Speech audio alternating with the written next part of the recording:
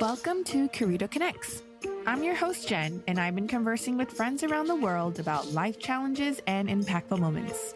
Conversations on this platform look at answering the questions, how we overcome challenges and how our experiences shape who we are and the work we do today.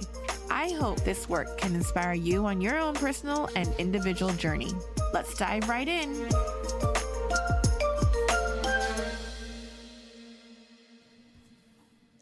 Hello, my guest today is Elena Liao, founder of Tea Company in New York City. Did I pronounce that right, Elena?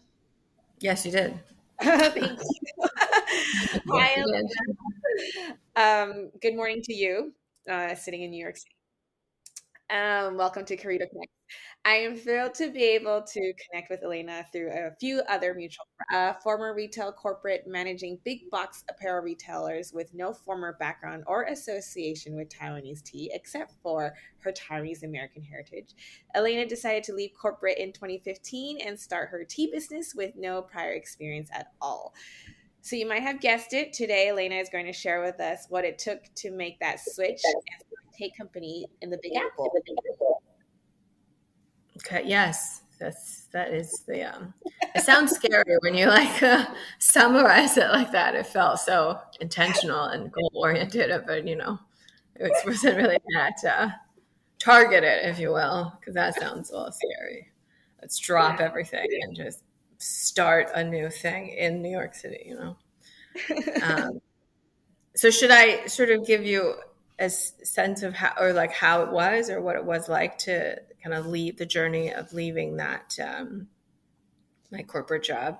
Well, yeah, I mean, I think when initially when I invited you and we were discussing about topics, I think you told me that I think for you, one of the challenges or some of the impactful moments for you was making that decision, right? So I guess maybe you can start with sharing with us kind of your pre-Tea Company career and journey at the time, right? So like many of us, you go through school, you get a degree, maybe you get 2 more degrees, and then maybe you go into corporate, and at some point, maybe you decided that's not for me.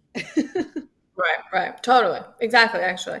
So yeah, I certainly can talk about the pre-Tay life that I had, or the life that I envisioned myself to have back then.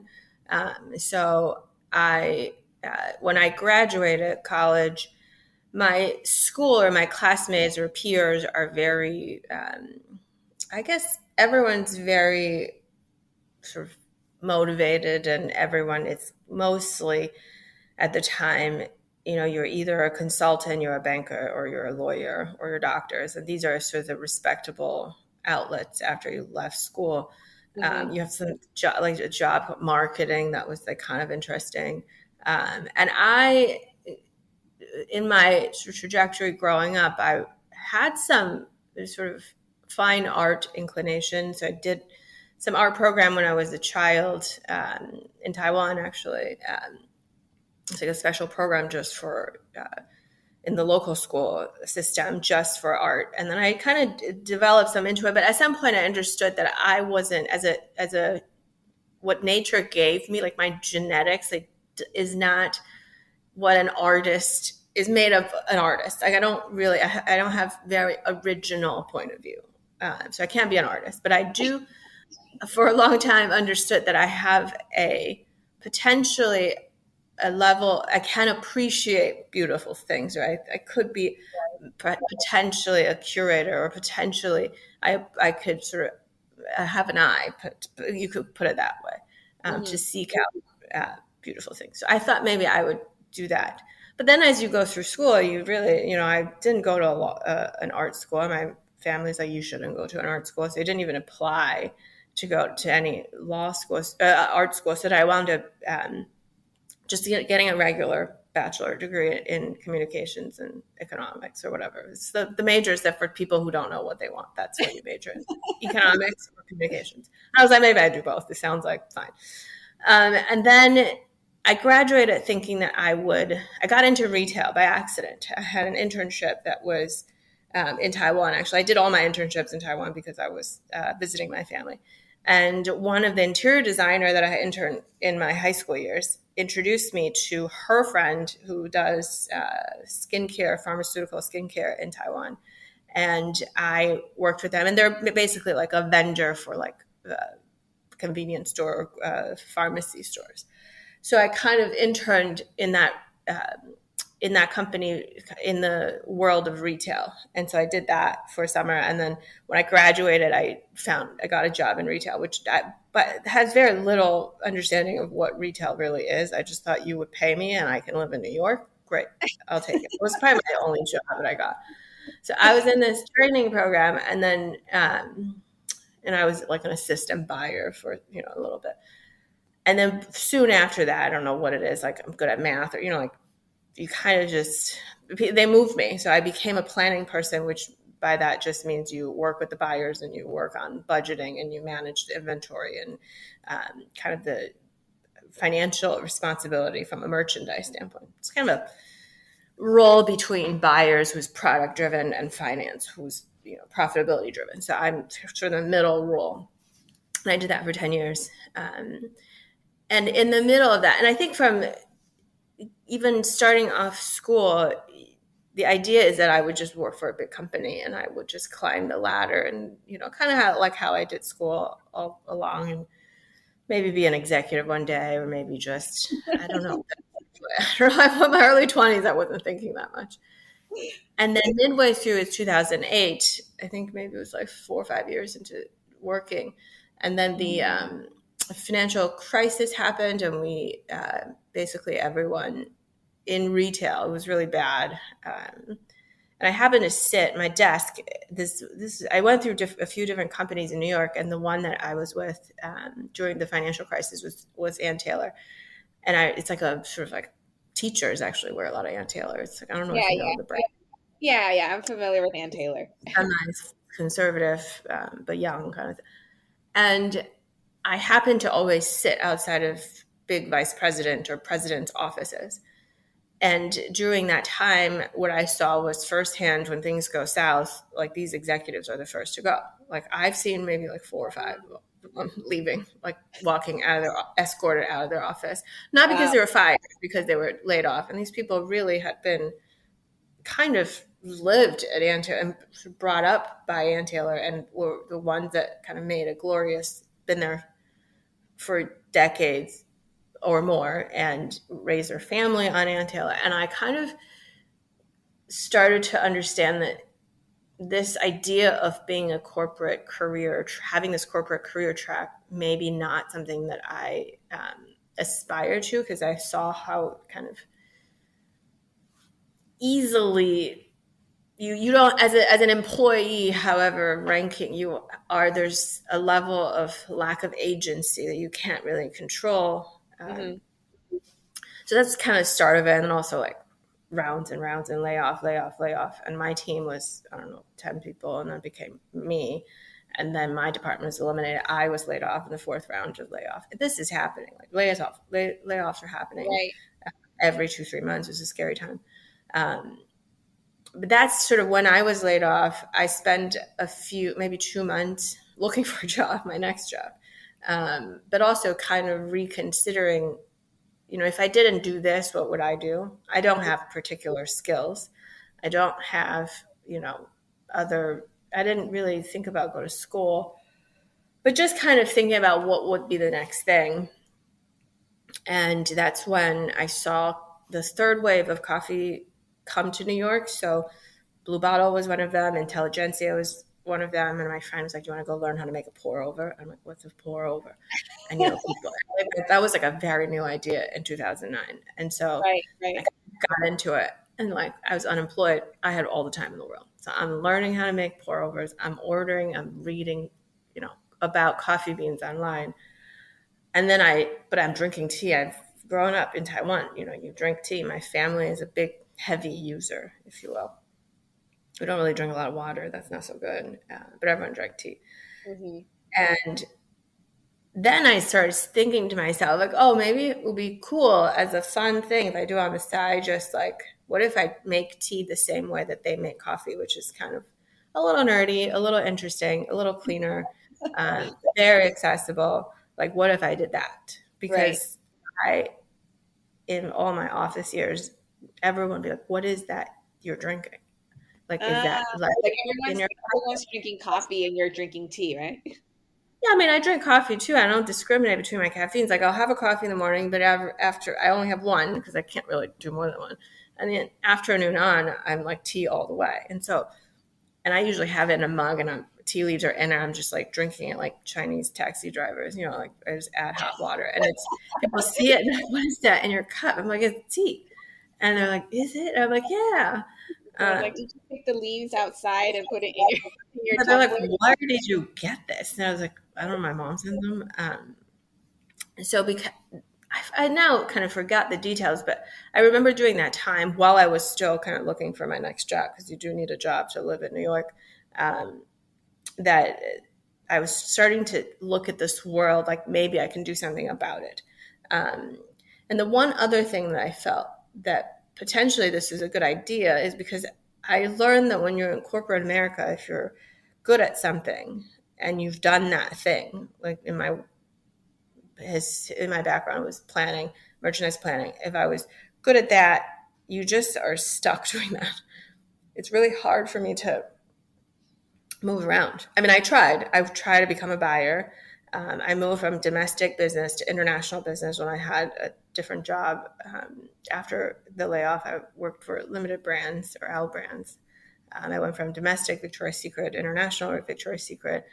In international, I try to do merch. Like, I try to branch out because I just thought that I have more to offer than an analytical mind. Right, So, right. but it was difficult because either you make a very lateral move and you make less money, or you start from the bottom and you have to have someone who sponsored you in the corporate chain. And it was difficult. And I just was like, by the time I can maybe get to a level where I can exercise all sides of my brains, I'm probably like 55, you kind of, because you got to go through the ladder. But if I want to do that now, it becomes really difficult. So maybe this tea thing will at least take the edge off. I could have some creative outlet in this world that I find interesting, and there's no pressure. So I sort of paralleled that for a few years. I worked at VS for 5 years and change. So probably for 5 years or so, I was doing this on the side and just something I did on the weekend or when I have time. So what did you do like as to begin? Like you said, you did it on the side. So what was that side? Like, was it like you were I take myself very seriously. right?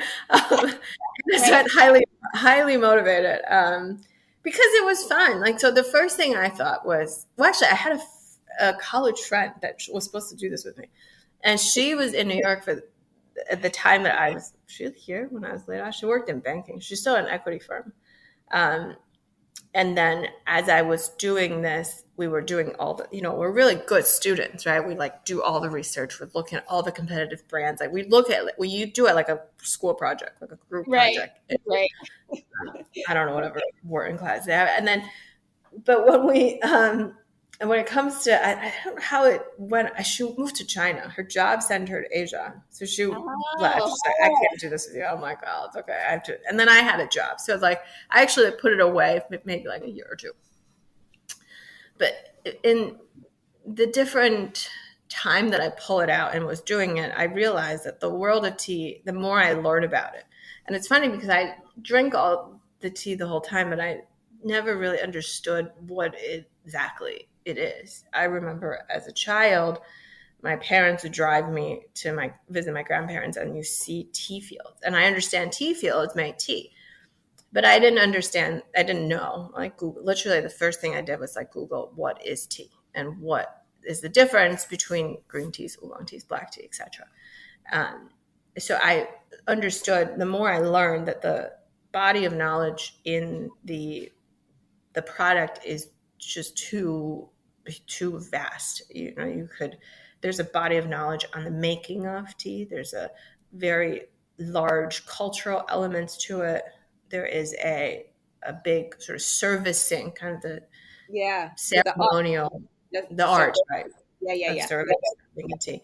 So there's so many different aspects, and I didn't feel like I could be and have any authority or legitimacy um, if I try to take on the whole thing. Like I couldn't be the very well versed in Taiwanese teas, Japanese teas, Chinese tea. I mean, it's actually that takes a lifetime and more to, I think, really get to each region's and cultural, you know, in depth. So kind of in the sense, like the more I learn, the less I feel like I know, and the more uncomfortable I become.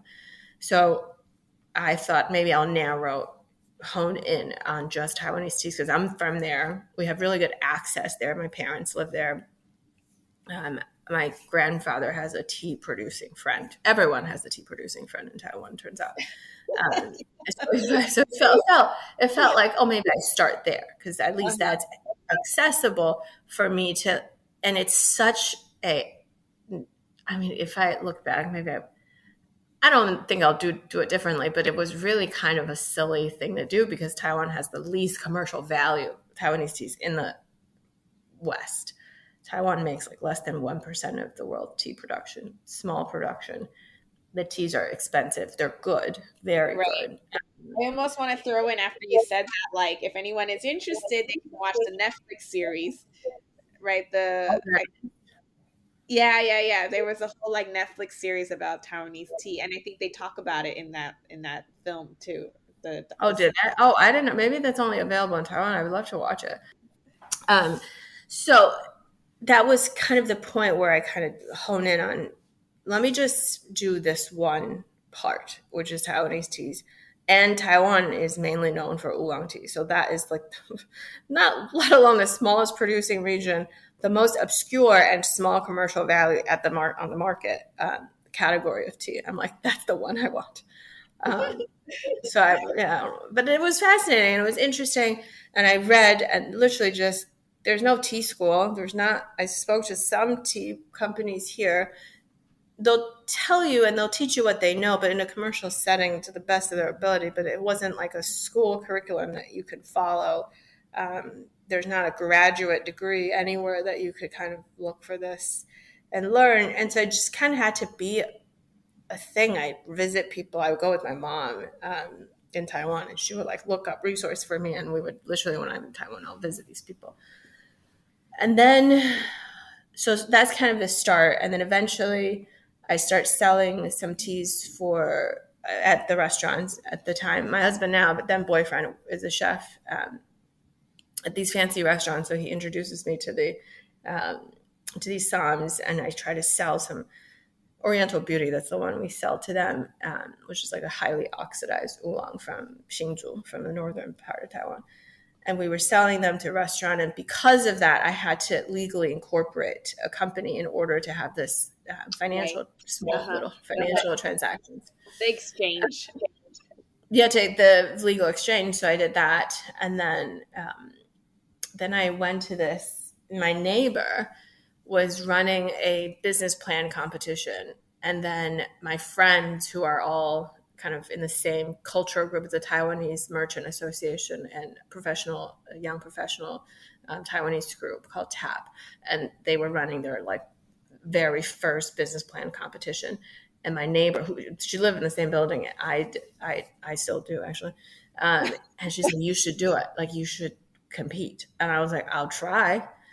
And that kind of I feel like formalized things for me a little bit more because I actually, to do a business plan competition, you actually have to have a plan. Um, and I thought it would be a good milestone, or it's like school. Someone will keep you in check. There's due dates, there's timelines. You got to do this thing. So then I did that. I actually won. Surprisingly, I was like, really? But I did bribe the judge. I gave them tea to drink at the competition and things. So I think maybe that's why. And I mean, these are like older judges. Like they don't, some of the like technology things, maybe it's a little too foreign for them. I don't know. So I was surprised. can I ask what was your business plan? Like so you competed and this was still like your pet project on the side, right? Because you were still working at Oh yeah, Victoria's. yeah, yeah. For a long time. Yeah. You were still working at Victoria's Secret. You yeah, you went into this competition and you had a business plan. So what was your business plan that you pitched put in and you won? You know what's interesting? It's actually the spirit of what I was presenting is not far from what I'm doing today, if I really think about that. The mechanics of how I do it changed because how that was a first iteration, and I understood now looking back, like that wasn't going to work. But the plan itself was to create a brand that is not super high end and that is not super mass market, and that somewhere sits in the middle, that it's accessible, but it's not to the degree where it's impossible for people to connect with. And to me, tea has always been something that's very democratic. It's always something that is free flowing in Taiwan. Whoever's house you go to, there's there's tea everywhere.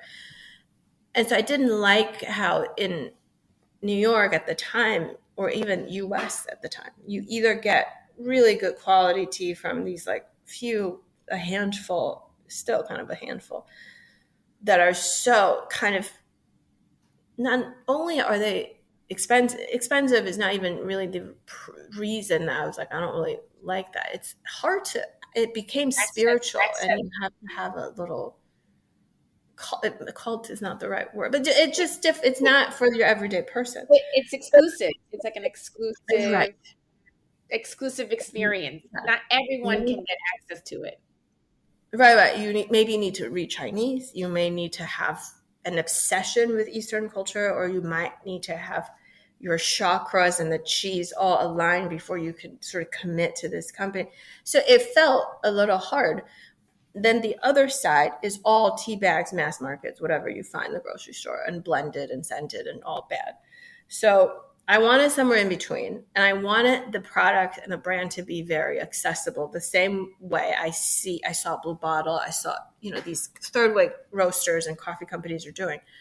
So I want something like that, but in the world of tea. And there's an element of making this tea or this experience very accessible for everyday person.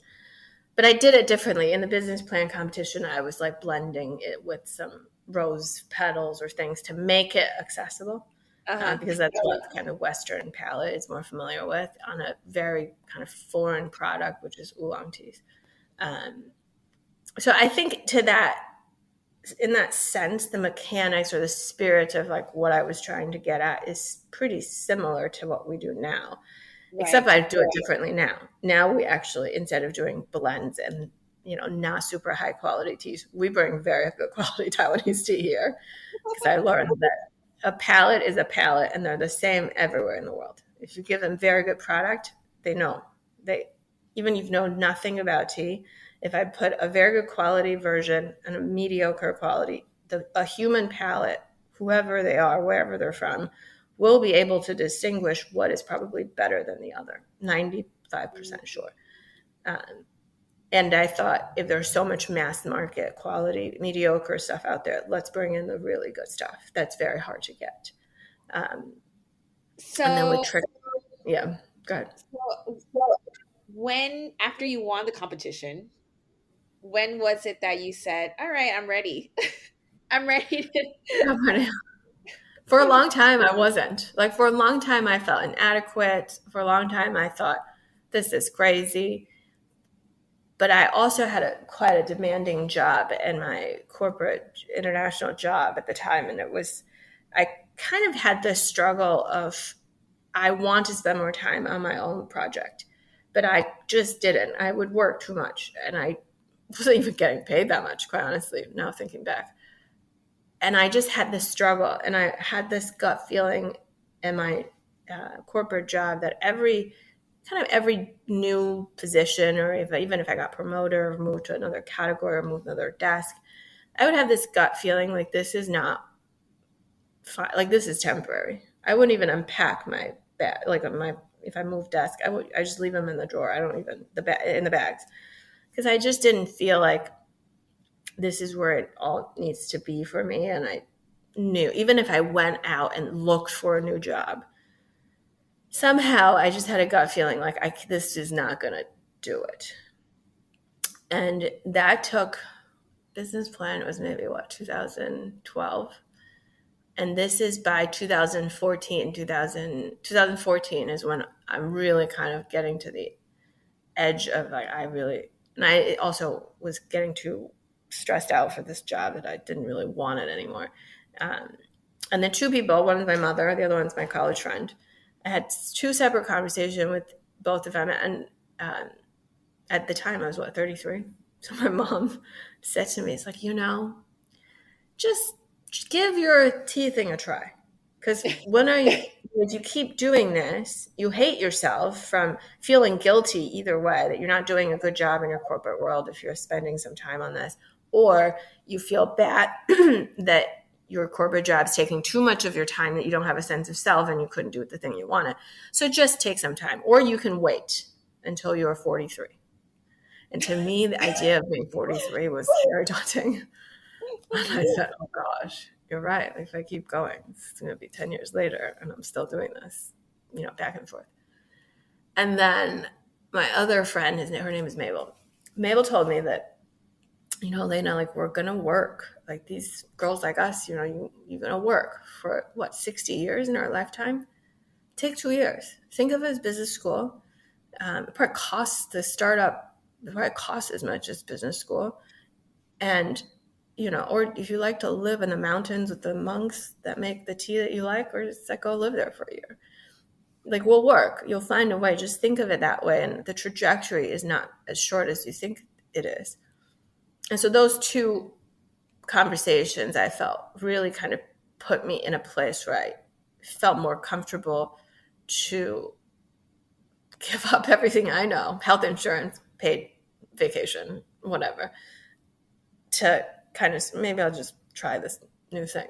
And I didn't know really how. I just knew that by April of 2015, I have to have resigned, because I was going to go away for 3 weeks to really source Taiwanese teas. And I've done some small trips before, but 3 weeks at the time to leave my job to go away for 3 weeks was I was not allowed to do that. So I had to resign before then. And it was a struggle. I remember in the copy room with my friend, she's like, can you give me a pep talk? I need to resign today because I need to buy my ticket tomorrow. So can you just give me? And then after I resigned, things sort of just progressed and kind of, still a little difficult. Nothing is easy to do business in New York, business anywhere. I feel like it's hard. So that was kind of the long story of how I went from this crazy, I don't know, straightforward corporate job into this. It's a struggle to kind of finally cut the ties.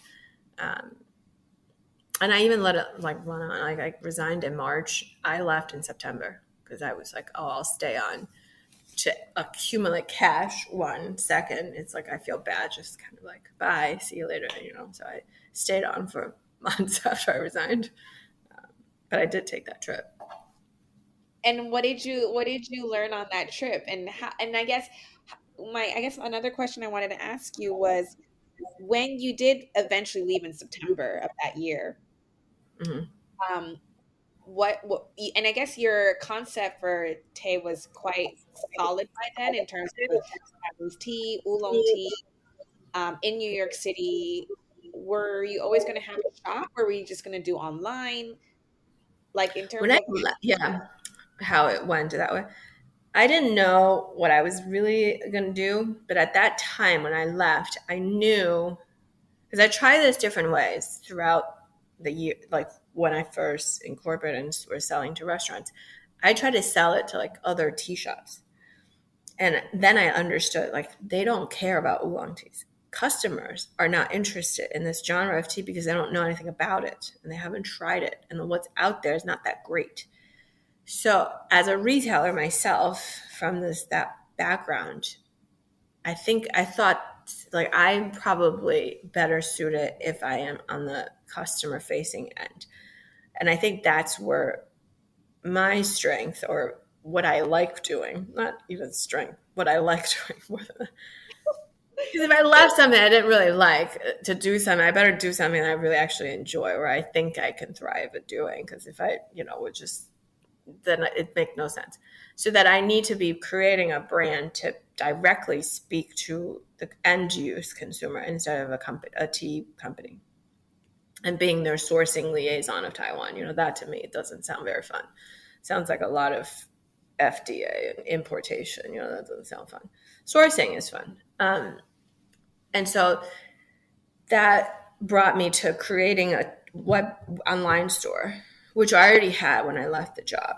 And we were selling like little things. I used to go to the corporate office and mail our teas out of the FedEx in Victoria's Secret. So, and the return address, it would have returned to the Victoria's Secret head office. Side business. So it's like a side hustle. It really is a side hustle.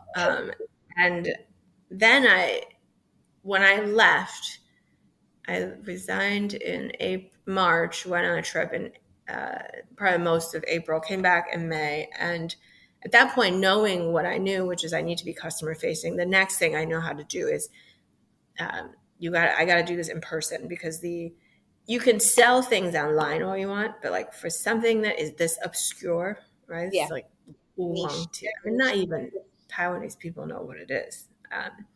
It needs to have a feel. It needs to be in person. You need to smell it, drink it, try it, and have that kind of exposure in order for this to kind of transaction to work. And could you just really quickly, for those who are listening to this episode who might not know what oolong tea is, like you said, could you, in your elevator quick pitch, explain what oolong tea is, and the difference between oolong and other teas that, are yeah, totally. Yeah, technically, and not technically, truthfully, I didn't even know this until when I Googled, what is tea. That all tea, green, oolong, matcha, white, black, pu'ers, those cakes, they're all made from the same plant. The plant is called Camellia sinensis. It's like a generic name is the tea plant, of course. And like any species, or apples or grapes, you have different varieties within the Camellia sinensis family. So there are thousands and thousands of what we call them cultivars some are better for making green, some are better for making black teas or oolong teas or what have you. And it's really the processing difference that distinguish or put these teas into categories of green, oolong, white, and black. So green tea and black tea is on the edges of processing. So green tea is non-oxidized, black tea is fully oxidized. Oxidized meaning when you cut open an apple, it browns. That's oxidized.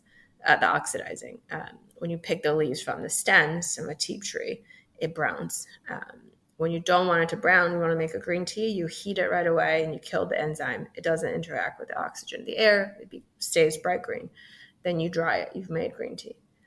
In the world of black teas, you let it brown in a controlled environment all the way through. And then you dry it. You made black tea. So there are the ends. Non-oxidized, fully oxidized. Oolong, by definition, is partially oxidized. So it's a range of profile between the green tea and the black tea. If you think of it, with an idea of green tea is pretty generic. There's some sort of grass notes to it. It's usually green. The notion of black tea, also, they're pretty more singular in note as far as it's a malty black tea. Right. Oolong has this range, right? You can have lightly oxidized oolong that's more like a green, meat somewhere in the middle, more oxidized oolong, almost like a black. So it's oolong is kind of lack of a better word, it's like a genre. It's like a scale and a range. And you have white tea, which is probably the most primitive way of tea making. You harvest the leaves, you let it dry, you've made white tea. White teas can be somewhat oxidized. Then you have pu'ers, which is our wild tea trees, harvested, made into green teas and pressed into cakes. So these are kind of all the matcha is a green tea that's been ground into powder and you whisk it into this frothy thing. So when you drink matcha, you actually eat the leaves. That's the only one that you actually ingest the full leaves itself, versus everything else you brew and you drink the infusion from the brew. Got it. Thank you for that real quick one-on-one. I'll let you go back to talking about customer facing and how you figured that part Oh out, yeah, yeah. And so yeah, and so then I giving people experience of Taiwanese oolong tea, right? And bringing your culture and heritage to New York and focusing on that. yeah, the at that time I just had an online store which does very little volume. That's something I couldn't live on. But then I also realized there's more than just me trying to do this. There's a lot of people who have the same idea, wanting not necessarily sell Taiwanese teas, but there's a lot of tea websites. Um, and I thought a real store would be a good idea. And then I've been looking and walking in the neighborhood that I like and just walking and looking, walking and looking. And finally I saw this tiny little store. At some point, it was probably an apartment, and it's not. There's no street access. You have to walk up into the building to the residential building, and then it's on the first floor. It's slightly elevated, and it's in the historical district of the West Village in downtown Manhattan.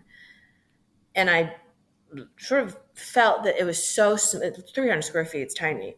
That it's manageable. That if I had a big store, I can't really commit to the rent. I couldn't commit to all this things to build it up, whatever. So I found literally the smallest space you possibly could find in a very historical, kind of like it probably was for hippies in the 70s. So a little more tolerant of culture and the culture, I would say. There's a lot of artists, movie people, writers that live in that neighborhood. And that's how it started. I signed the lease in June, and then I left in September because I was opening in October. So I worked at VS all the way to the last 2 weeks or so before we opened, um, Wow. just so I could have, I mean, lack of a better word, accumulate cash. That's like all I thought of. Like, yes, pay me as much as I can. Yeah, as much I could get because I'm going to go unemployed for a little while. Um, and so that's how kind of the store began.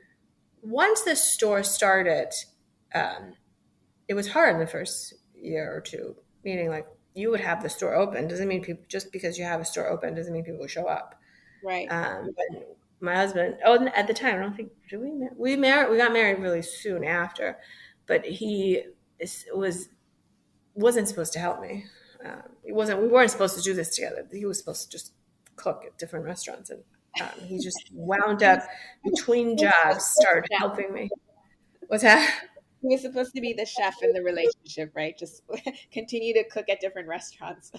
Yeah, yeah, yeah. And so we have an income, but then he was like, "No, I think I'm just gonna help you." And I said, "Oh gosh." But he was actually became a really kind of a symbiotic relationship between the two of us. And for anyone listening, I really don't recommend working with your spouse, but it's one of the hardest things about to do. But the food component became like the integral element of what makes a tea room very accessible. There was a day I realized it's the day my friend, a journalist friend, wrote about the Linzer cookies that we made. It's pineapple Linzer. It's inspired by Taiwanese pineapple cakes. But it's a thing that we've done. And, I've done some outdoor markets on weekends before we opened the store. And I would make those and we would sell them. People love them. And I made them at the tea room. And my friend Max wrote this beautiful article on Savor. And I saw the people coming in for the cookie was this kind of like the crowd I never really seen before in the world of tea. Because when you open a tea store, tea people came. And then when you have a cookie, like cookie people, food people came. And the Yeah. food people is a lot larger than tea people in America. That I was like, oh my gosh, like that I need to really rethink about how I do this. And When so the there, when the cookie people came, were they also intrigued by the tea? Was it like an add-on? Like I'm here for the yeah, pineapple yeah, tea. Oh, would you like a cup of tea to go with that? Right? Like it was like a yeah, yeah. So that was the original um, intent when we had little markets in the seaport. Like we had little kind of like farmers market stalls back in the day. That was the intent. Like this thing I'm doing is quite foreign. I had like pots and stuff and little pitchers and cups and things. That was too foreign that I said a cookie would make people feel at ease. And tea and cookie makes a lot of sense. So that was the original intent. But then I saw people coming just for cookies. So I was like am I now a cookie store? Like this beautiful tea room is now a cookie store. Yeah, it's a little devastating for me at the time. But I get over it because, these people pay your bills, right? So over time, I mean, I don't remember the details, but over time, I understood that it is the holistic experience that is that is more interesting and more accessible, right? If I just did really, really cool teas, you'll get really cool tea people that loves tea and cares about tea, or the ones that self-recognize want to care about tea. Yeah. But if I had food and I had an experience and ambiance of being in a tea room, then that market is a lot larger. And if someone said, oh, I want to go there, they have good teas, but I heard there's a very good cookie they do that I want to try it. And it's a beautiful place to sit for a little. Then it became a reason, multiple little reasons to want to visit. And then it became more of a destination for people. And then at that point, I understood that food and tea and kind of the experience itself is really what's going to attract people continuously. And that's kind of over different iterations. We've tried to edit ourselves through the pandemic, how we kind of do that to make the tea experience, the brewing experience, the newsletter experience, the packaging, the how you eat the snack, what size is the snack, that entire experience should be complimentary. There's a playlist that was going around during the pandemic. So people couldn't come to the tea room. They can do a playlist at home to feel like they are in the tea room. So we kind of try to ensure that accessible experience can be felt at different touch points with tea, so that they continue to stay our customers, even though we couldn't open our doors for 2 years, and continuously so in different iterations as we now recently reopened. So, oh yeah, I was gonna ask.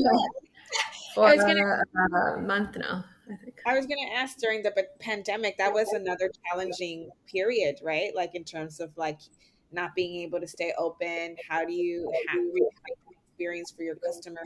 How do you continue to sell tea and your cookies? Mm-hmm. Yeah, it became a different. I think we changed our mentality a little bit because of COVID. So before we were very tea room driven. We had some business online, but it wasn't as substantial. And when we had to close the tea room, it became blatantly obvious that online was the only way that we could survive. And people were very supportive. I remember looking at the online volume and I was like, why do I bother opening a store if I could just do this type of sales? Obviously it's people being very supportive. So it's a little different. But because of that, and it was so stretched, this COVID quarantine and the severity of it, and New York being the epicenter for the very beginning, that it was scary for people. So like we actually closed before the mandate. Everything shut down. We got a nice time off, actually. Like working in a real store is it's like taking care of a child. Like you constantly need to babysit it. We worked a lot. And so it was a good chunk of time off to really rethink, reconsider what we want to do, what is important to us. And then because of the online channel, the whole energy of trying to focus and hone in on just the teas and the snacks and the experience, that kind of was more, I would say, blossomed in the web world during the pandemic. Yeah. And now we're just trying to make both. I found you online. Oh, really? Is that Well, yeah, because Oh. I've been buying tea for a friend, right, who lives in the States, and I was like, Mm. oh, I should get Taiwanese tea, right? Because Right. I'm You're telling from me. Taiwan, and I'm like, I don't, but then I don't want to ship from here, right? Because it's like logistics is such a hot mess. Ah, So I was like, let me Google and see, what places sell Taiwanese tea, in New York. Yeah, and yeah. yeah, and then take them We're pretty like far. the only one, actually. We're probably the only one. It's like a really So, small market. okay, Nobody's interested. that That's me. that was helpful. Yeah. And then Yes. later on, I found out we had mutual friends. I mean, that's how small the world Oh, I see. Oh, right, right, right, right, right. is. Yes, I mean, yeah. Literally, we're the only one that probably does Taiwanese tea. It's a very um, Yeah. small So community.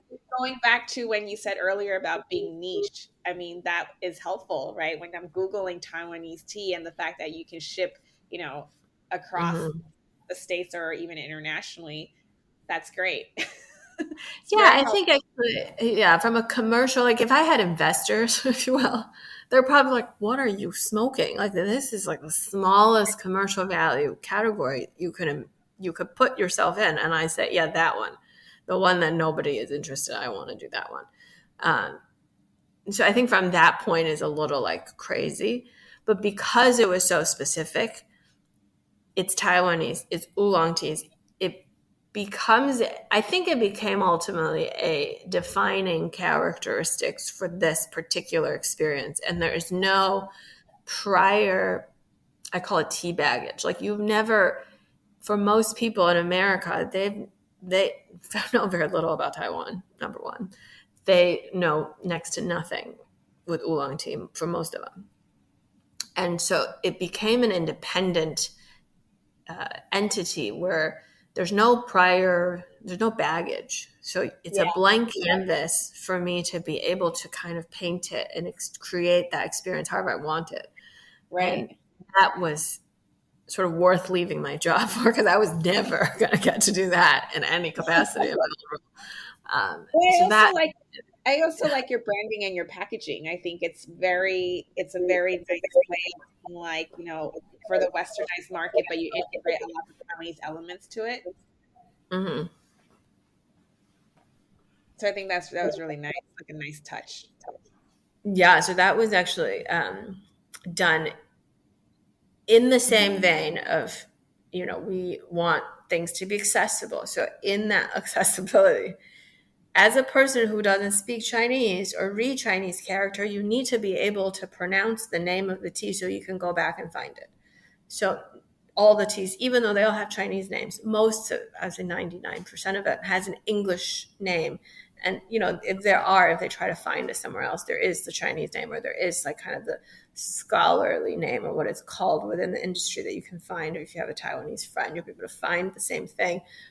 But the idea is that you can't sell something that people can't pronounce. And there can be 25 of them or 30 of them. They can't say the name and it becomes, it's transaction is stuck. You can't have that kind of, we need to make sure this thing glides like a dolphin, like Yeah. really quick and smooth and there's no barrier. Like I like this, and I want one of each. And that's the end. Like, so we try to make it pretty smooth sailing. And then you have the design element would remind you of something that is of that culture, but not so overwhelming that you feel disconnected from. Yeah. That's an ongoing thing. Like every day we design new packages. I'm like, which direction, which I don't know. I sometimes struggle. I'm in over my head. Like, I don't know what I'm doing, but we'll No, see. that's using that creative side that you were talking about very early on in the conversation. You're now applying a lot of it into the company. So Yeah, I yeah, but think remember, I told you I wasn't an artist. Like, I am not really, I'm not like I don't have that. I can appreciate good ones. I can tell you good ones from bad ones, potentially, but I'm not like a good original creator. oh So yeah, sometimes, you have an idea and you tell someone to do it for you to create it. I guess so. I guess so, yeah. Iterations. Right? Do an Yeah. interview with my illustrator. She'll tell you. She's like, this girl's on that job. Um, that's amazing. I like that just hearing you talk about that whole journey. I mean, you basically took it, and I didn't have to cut in at all and ask you further questions because I felt like your segues went really well, and you went, Okay. it flowed really well. So, I do. I mean, we're short on time, so we have to wrap up soon. But there are a few questions left that I have. Um, Sure. so I guess I want to start off by asking, now that we're kind of resurfacing from the pandemic, and you had said earlier it was a nice break for you and your husband to rethink about Tay and what guys want to do with it going forward. If you could share Mhm. with us a little bit what the next plan is for Tay, right? Um, Yeah. yeah, Mhm. I think before we were mostly tea room driven, so any sort of growth plan was around let's build another tea room that has more food component because that was actually really successful. And my husband is a pretty good cook, so he really kind of has his own following on its own. So that was originally our next plan is to have a restaurant close by the tea room and has a conceptually tea, but is more there's more food. And then we can then keep the tea room more just tea because you were getting to a point where there's food people and tea kind of you're coming in for a different experience, drastically different experiences. And one room, the single physical space, sometimes is hard to accommodate both. So we were struggling in that way that we wanted to have a new space for more food, and then this one would be more tea, more or less in that direction. When the pandemic hit, that other project fell through, and we quickly moved online and found kind of a different way of operating that. To me, I felt like there was more scale to be had, and there were um, I can now service California that I never was before. I can now service Texas, New Mexico, everywhere in America that has these people who love tea. And if you live in New Mexico, there is not a Taiwanese tea shop you can walk up to and get stuff. Or if you're even in Boston or California is one of our larger markets, you couldn't get this that easily accessible for you. And so to me, that almost felt like the door opened up. And how it didn't occur to me, it wasn't clear, but it didn't really occur to me in a real way. I felt like, oh, I can now service another geography. yeah, Yeah. And so to me, that became kind of a motivation to let's focus on this, on the web portion, and have that as our one part of our integral part of our growth plan. Um, and because of that, you're shipping product, and during the pandemic we're shipping out boxes, hundreds of boxes in our tiny tea room that wasn't allowed to open. To a degree, when we were allowed to open, we couldn't afford to open because that serves as our fulfillment center to send out our packages for the web. So we had to move. We had to create a place where we can actually store inventory and have um, a place to do our fulfillment and our online. So now we have a new space that we just recently moved in that um, basically we're going to centralize our operation and just have built a commissary kitchen, have a fulfillment and storage all in one place that's offsite, that's in Brooklyn, that is not non-commercial. It's basically kind of our everything in one, like a headquarters, but like everything in one place. yeah, So, we don't have to go to two different storage unit, my apartment, the store, the kitchen, kind of like all over the place, that it could be all consolidated from one place, and then kind of setting up a good foundation that will be able to support the web and support the small tea room in the village. Um, and once we kind of have that narrowed in, honed in, potentially we can do another small concept same tea room, but in a different neighboring, maybe Brooklyn or another part of Manhattan. So you can then service more in the tea room kind of experience in more places, and yeah, having this kind of not corporate, I shouldn't say corporate, like having this warehouse fulfillment and operation center is really going to be helpful, I think, for our growth. But I don't know, I'm just still doing it. Sometimes I'm like, am I going to wake up tomorrow and just no one would be interested in what we have to offer? I mean, it's still as possible. I don't know. Oh, of course. So we'll Look at how far you see. look at how far you've come. Um, so before we wrap up, I always ask these last two questions, and we had talked about it earlier before we started recording, which is for those who are listening to your story, what or I guess another way to put it is, if you know what you know now and you were to tell your younger self what you know now, what would you say? And then the second one would be, uh, in times of, like, you mentioned earlier, it took you about like 5 years or so between corporate and Mhm. then actually really leaving to start Tay. Besides for those two, very impactful conversations you had with your mom and your friend, Mabel, Mhm. what other things kept you like sane, like when you were like struggling, going like, I really really hate my job, I really really want to focus on my passion project, oh it's so frustrating, besides having obviously a community of people who really supported you and encouraged you to do this, were there other Mhm. things that you did for you, for yourself, that kept you sane, I guess, and or like Mhm. to deal with your like stressful job, or like just to do your passion project at the same time. So anyway, so I'll leave you with those two. Yeah. Um, the first one is, if I were to tell my younger self, or that I have any advice for a person, I I think I think it's harder for me to tell my younger self, because I felt like that journey was just, it is what it was. I couldn't really. Um, I might. Well, I mean, I guess in the same vein, I would say trust your gut. Mm, I had a gut feeling that I couldn't do a few things straight out of college. I knew I wouldn't work in finance. I knew I wouldn't work in consulting. Nothing wrong with those jobs. I just knew that that is not for me. I need something with more of a human element, more of a variety of, like, I couldn't do that. Even though everyone around me, that is the it thing to do. Like, you, that's just what is cool. And I trusting your gut in the process of elimination. You don't have to know what you want, but you can have a very clear idea of what you don't want.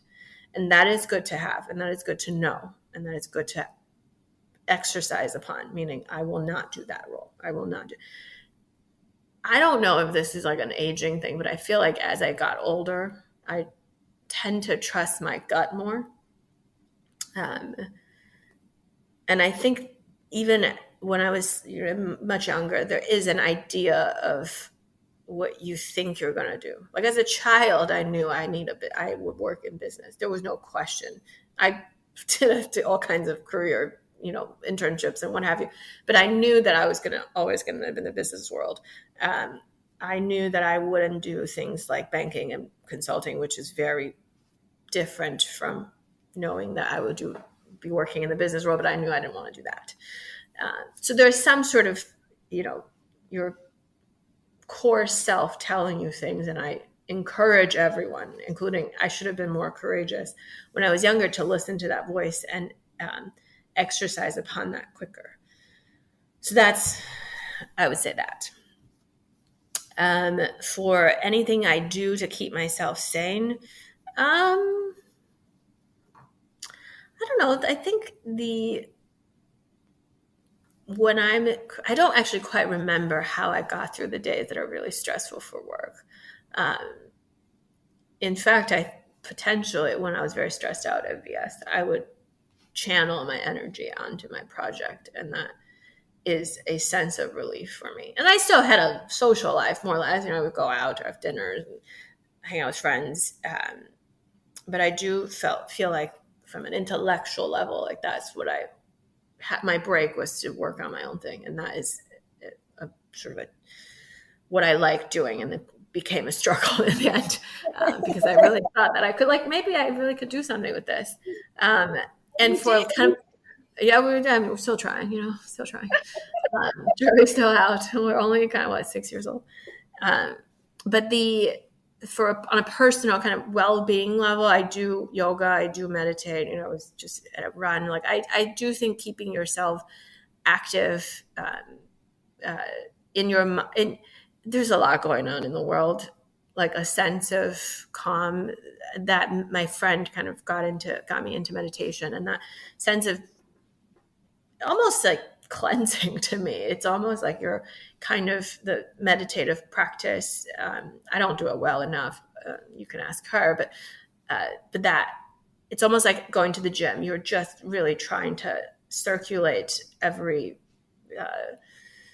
your mind and your body and your kind of well-being. And that is really what you have. That's one of the most important things to keep yourself healthy. Because without that, you really can't do anything. You literally, like, I hate being sick. When you were sick, I mean, you couldn't deliver. And when you have your own business, everyone's looking at you to deliver, and you can't deliver because you're sick in bed.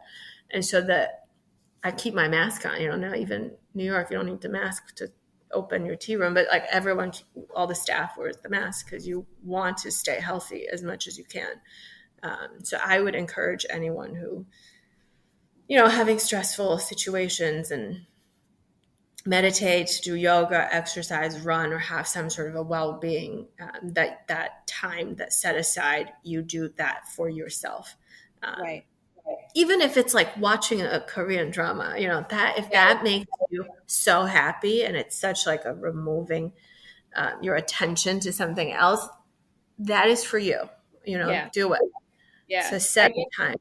I just told someone else in another recording that I did when we talked about this, because her whole messaging was, everyone will tell you to do yoga and meditate. And it was not for her. She said it wasn't for me. I just couldn't do yoga, and so she's just like, try whatever works for you. It might not be yoga. It might not be meditation. It could be gaming, like you said, or watching a Korean soap drama, right? Whatever works for you. Yeah, you kind of need to try it all and see. I mean, there are different days. Maybe, yeah, I'm not really necessarily saying you must do meditation or must do yoga or must watch a drama or whatever. It's like you said, it's really just anything that you have enjoyed as a child, or if you like kind of people are obsessed over, let's check it out. Why people are obsessed with, like, maybe that would be one of your kind of break that you can have that breaks up the rhythm and removes you from whatever it is that stressed you out for a little bit, and the world is a little slightly better and slightly more clear afterwards. So yeah, I definitely recommend that, and set time for it. Set aside time for that. Set aside time for it. So make time. I will include all your social links, like on the episode resources, so people can follow you guys, or even order Taiwanese oolong tea from your site. And maybe for the episode, we can sort out maybe like a code, which will add to the site. And obviously, for people who are in New York City or who are visiting New York City, they should visit the tea room. Yes, we're open Tuesday through Sunday in the afternoon, so noon to 6. There's little snacks. There is all kinds of tea. Weekdays are very calm, which is, I love coming. I mean, I sometimes am jealous of the people sitting there on weekday. Like, they're just like reading, having a pot of tea that's like steep for them. There's snacks. Just relax. It's really nice. Well, I want to come. Yeah, come. Come to New York. Aren't you coming? That's the plan. We'll see. I'll let you know. Yeah, keep us posted. Thank you so much for your time. You're very welcome. This is great. Thanks for having me. For sharing. Yeah.